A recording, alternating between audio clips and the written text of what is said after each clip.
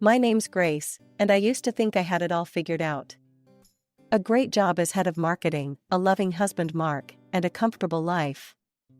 I was paying off our mortgage with my own salary, feeling pretty damn proud of myself for being financially independent. Family was a big part of our lives, too. Mark had a younger brother, Tom, and their mom, Linda, was always around. Their dad had passed away years ago, so the boys made it a point to look after her. I found it touching, honestly. It made me love Mark even more, seeing how he cared for his family. Linda seemed to like me well enough at first. We'd chat over coffee during family gatherings, and she'd always ask about my work. Marketing, huh, she'd say, nodding approvingly. Sounds important. It felt good to have her approval. I wanted to fit in with Mark's family, to be part of their tight-knit group. Our first few years of marriage were filled with weekend barbecues, holiday dinners, and impromptu game nights with the extended family. I remember one Thanksgiving, all of us crammed around Linda's dining table, laughing and talking over each other. "Pass the gravy, will ya?" Mark's uncle bellowed from the end of the table. "You've had enough gravy, old man." Linda shot back, but she was grinning as she handed over the boat. I looked around the table, taking in the familiar faces, feeling a sense of belonging. This was my family now, too. The first cracks started to show during a New Year's Eve party at Linda's house. I was in the kitchen, refilling my glass of wine, when I overheard Linda talking to Mark and Tom in the living room. "Did you see what Carol's wearing?" Linda snickered. "That dress must have cost all of $5. I froze, my hand on the bottle. Carol was Mark's cousin, a single mom struggling to make ends meet. "I'm just saying," Linda continued, her voice dripping with disdain. "Some people should know their limits. Don't try to play with the big boys if you can't keep up." I felt my cheeks burn with second-hand embarrassment. This wasn't the warm, welcoming family I thought I knew. I peeked around the corner, watching as Linda leaned in conspiratorially to her sons, all three of them giggling like schoolchildren. As time went on, I couldn't ignore the growing unease I felt around Linda. What I'd initially brushed off as harmless teasing started to look a lot more like meanness. And it wasn't just Carol who was in her crosshairs. At every family gathering, Linda would huddle with Mark and Tom, their heads close together as they whispered and snickered. Their eyes would dart around the room, landing on various relatives and friends, before they'd burst into muffled laughter. One Easter Sunday, I couldn't take it anymore. Linda was holding court in the living room, Mark and Tom flanking her like loyal subjects. "Did you see Janet's new car?" Linda was saying, her voice low, but not low enough. "Probably got it from the buy here pay here lot. I bet she'll be paying it off until she's 80. Before I knew what I was doing, I was on my feet, marching over to Linda's little group. "Hey," I said, my voice sharper than I'd intended. "Don't you think that's a bit much? Janet can probably hear you." The room went silent. Linda's eyes narrowed as she looked up at me.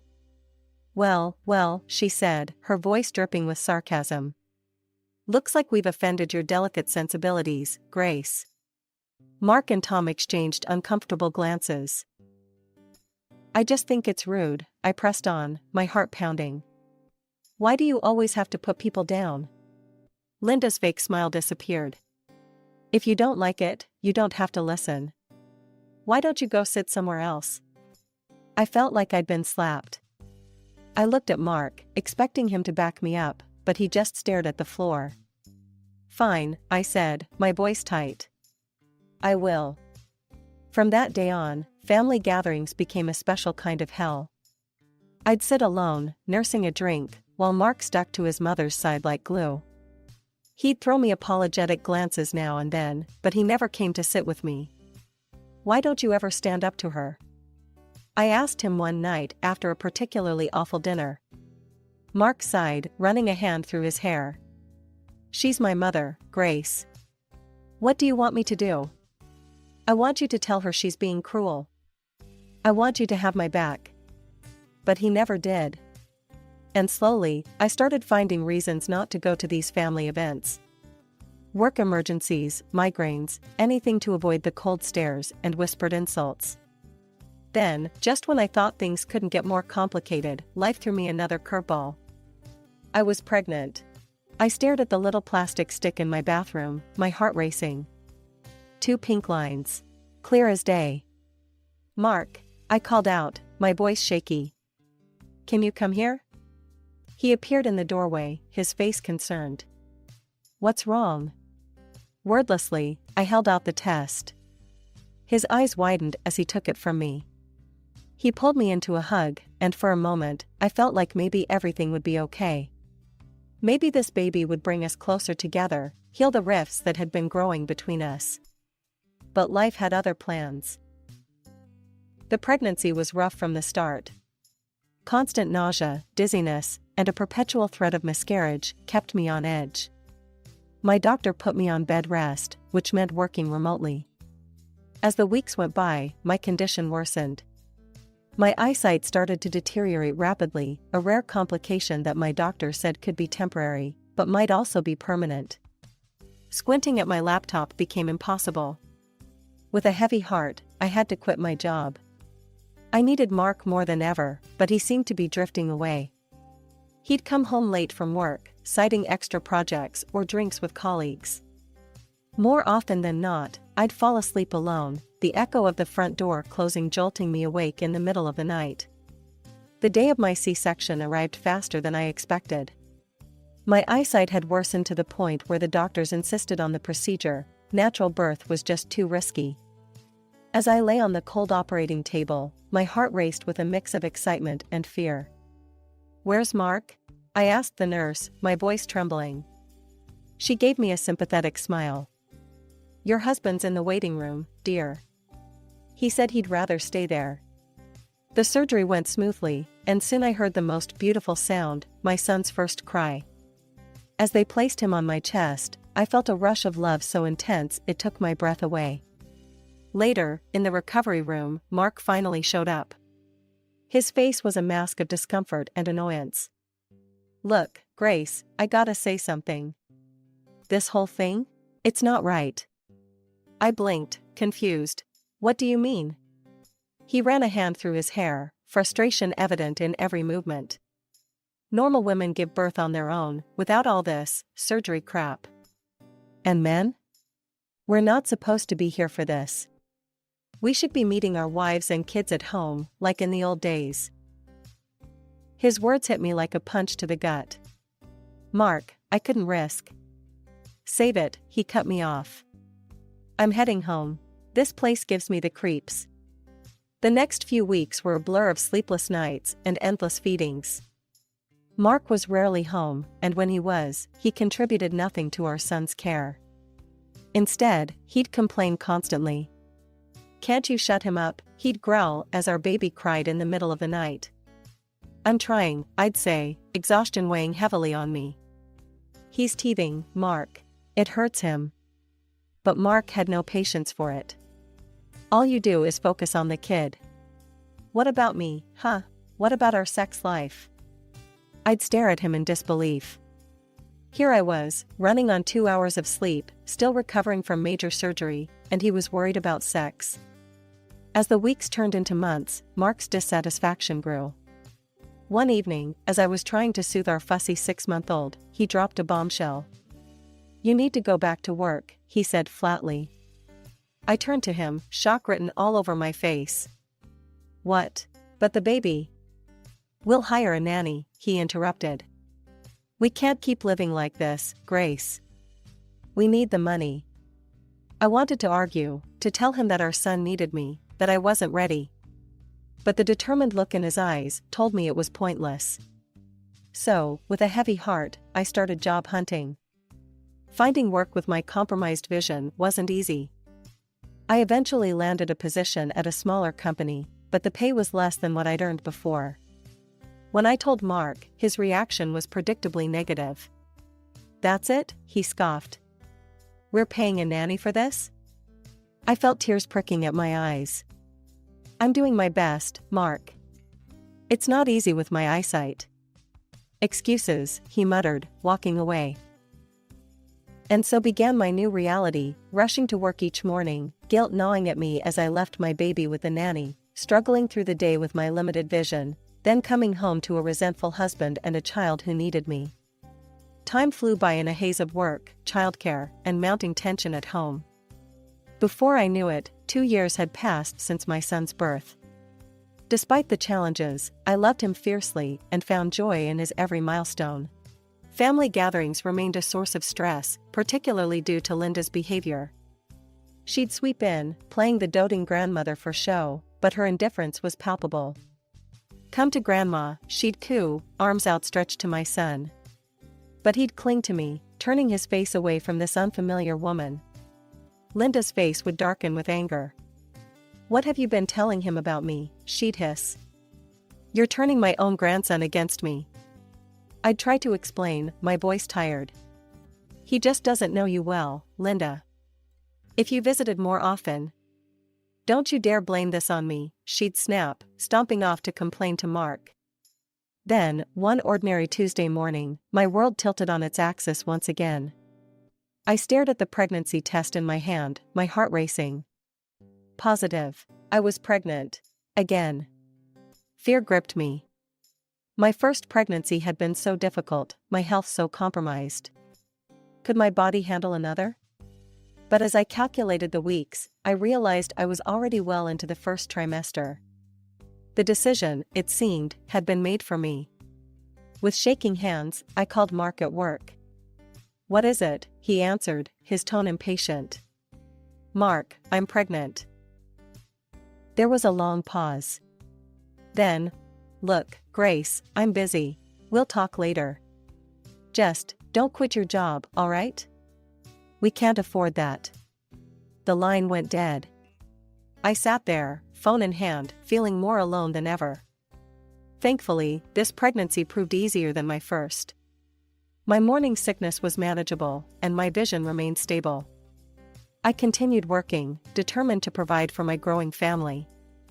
But as my belly swelled, the distance between Mark and me seemed to grow exponentially. He spent more and more time at his mother's house, often not coming home until late at night. One evening, as I struggled to put our son to bed while balancing my swollen belly, Mark walked in. Hey, I said, hopeful for some help. Can you read him a story? I'm exhausted. Mark glanced at us, then at his watch. Can't. I promised Mom I'd help her move some furniture. Don't wait up. As the door closed behind him, I felt a tear slide down my cheek. I looked at my son, his big eyes staring up at me trustingly, and at my rounded belly, home to a child I already loved fiercely. As my 7th month of pregnancy rolled around, I found myself preparing for Thanksgiving. Guests started arriving in the afternoon. My parents came early, my mom immediately rolling up her sleeves to help in the kitchen. Friends and relatives trickled in, filling our home with chatter and laughter.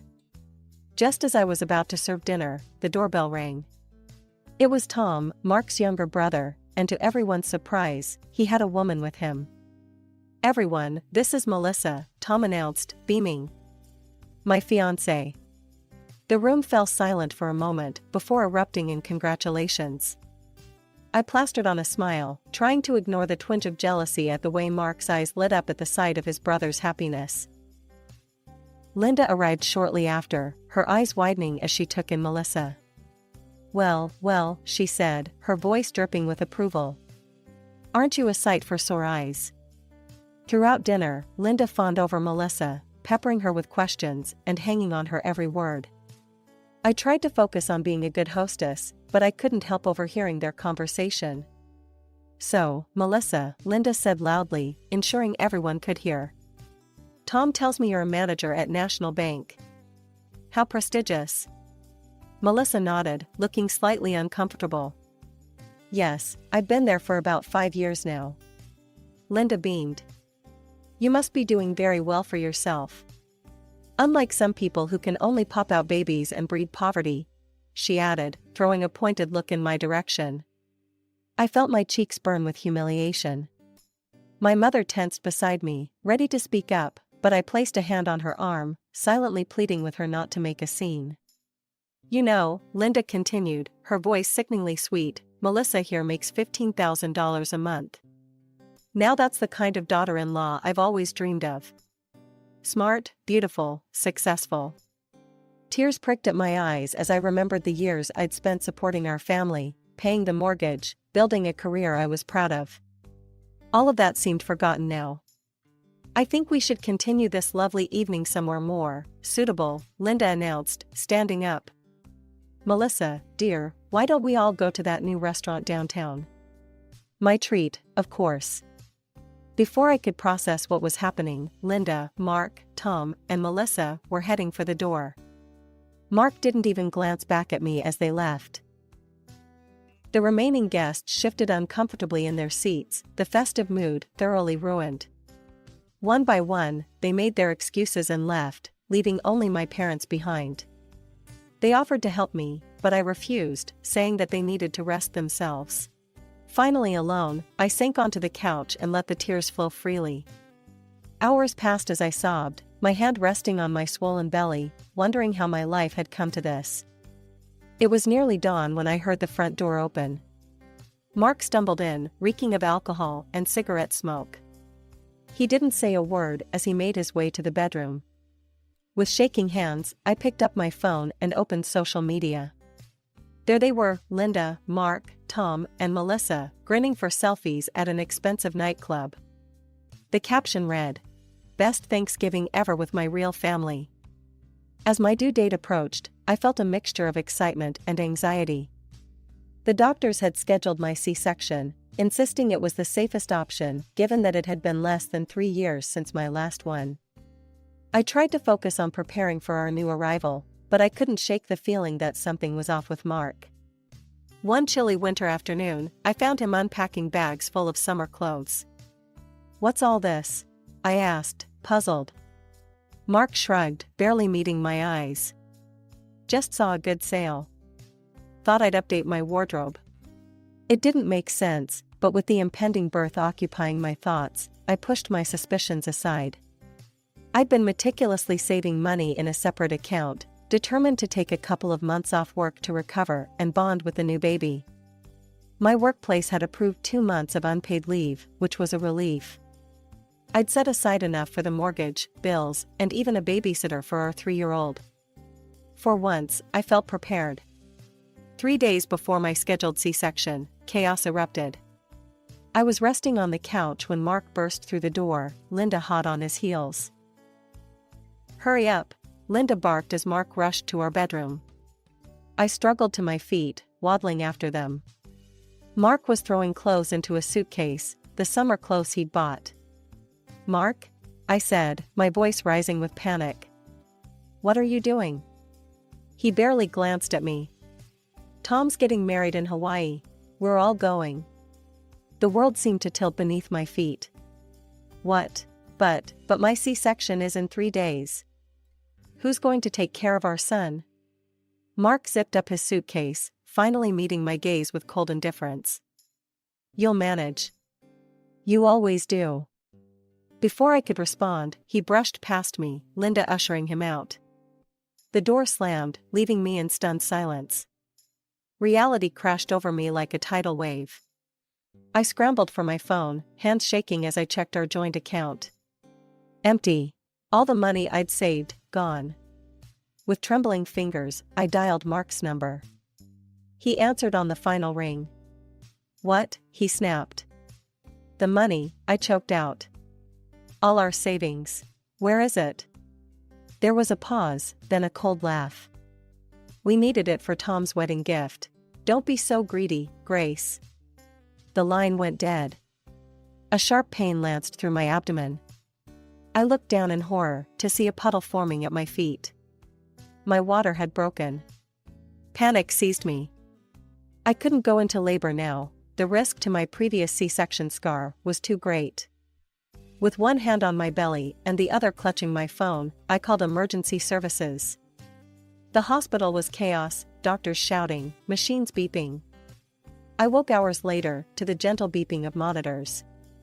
My mother's tear-stained face swam into view. "Grace," she whispered, squeezing my hand. "You're okay. The baby's okay." Slowly, the fog lifted. I'd nearly died. My baby had nearly died. But we'd made it. 3 days after the emergency C-section, I was feeling surprisingly strong, both physically and emotionally. The doctors were pleased with my recovery and gave me the green light to go home. Mark hadn't called once since he'd left for Hawaii. Not to check if I was alive, not to ask about his new son. In that moment, I knew our marriage was over. I called my parents and asked to stay with them for a while. Their response was immediate and supportive. My parents doted on both boys, giving me time to rest and recover. I started researching divorce lawyers and gathering documentation of our finances. Then, exactly a week after I'd left the hospital, my phone rang. Mark's name flashed on the screen. I let it go to voicemail twice, before finally answering on the third call. "Where the hell are you? Why aren't you at home?" Mark's voice was a mixture of anger and confusion. I took a deep breath. "I'm at my parents', Mark. With both of our sons. I've filed for divorce." There was a moment of stunned silence, then a bark of laughter. "Divorce? Are you kidding me? After everything I've done for you?" "Everything you've done?" I felt a surge of anger. "You mean like abandoning me right before I gave birth? Or stealing all our savings?" "Oh, get over it," he scoffed. "I'll pay you back, no problem. In fact, I don't even want to see you again. You know why? Because I'm going to be rich." He launched into a tirade about how Tom's new wife had offered him a job as her deputy at the bank. How they were going to start their own financial company. How she was going to make them all wealthy beyond their wildest dreams. "You never believed in me, Grace," he spat. "You always shot down my ideas, always held me back. Well, guess what? I'm free now. And you? You're just a loser who can't see potential when it's right in front of her." The divorce proceedings moved quickly. To my surprise, Mark didn't contest anything. He returned the money he'd taken from our accounts and agreed to pay alimony. When it came to the house, I had years of mortgage statements proving I'd been the one making payments. The judge awarded it to me without hesitation. The day I returned to my house with the boys, Mark was there, packing up the last of his things. He sneered as I walked in, the baby in my arms and our toddler holding my hand. "Enjoy this dump while you can," he said, hefting a box. "I'll be in a mansion soon, swimming in cash. You'll see what you missed out on." As he walked out the door, I felt a weight lift off my shoulders. The house suddenly felt bigger, brighter. A year and a half had passed since the divorce. Life had settled into a new normal for me and my boys.